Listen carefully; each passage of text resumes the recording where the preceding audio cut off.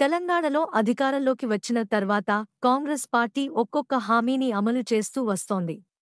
అయితే ఏ పథకం అమలు కావాలన్నా రేషన్ కార్డును ప్రామాణికంగా తీసుకుంటున్న సంగతి తెలిసిందే. 6 గ్యారంటీల అమలు కోసం అధికారులు ప్రజాపాలన ద్వారా దరఖాస్తులను స్వీకరించిన విషయం కూడా తెలిసిందే. దీనిలో ఒక్క గ్యారంటీ అమలు మినహా 5 గ్యారంటీలకు దరఖాస్తులను ఆహ్వానించింది ప్రభుత్వం. వీరు చేసుకున్న దరఖాస్తుల్లో ఎక్కువగా రేషన్ కార్డుల కోసం వచ్చినవి అధికంగా ఉన్నాయి.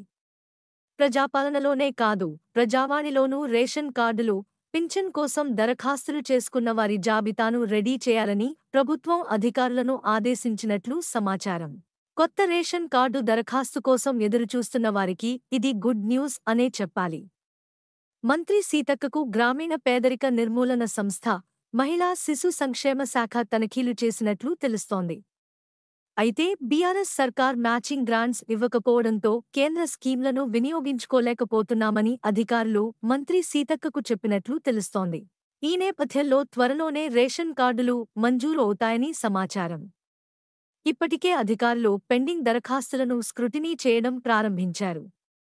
అందులో అర్హులకు మాత్రమే రేషన్ కార్డులను మంజూరు చేయనున్నారు. ఈ నెలాఖరు నుంచి ఈ ప్రక్రియ షురూ కానుంది.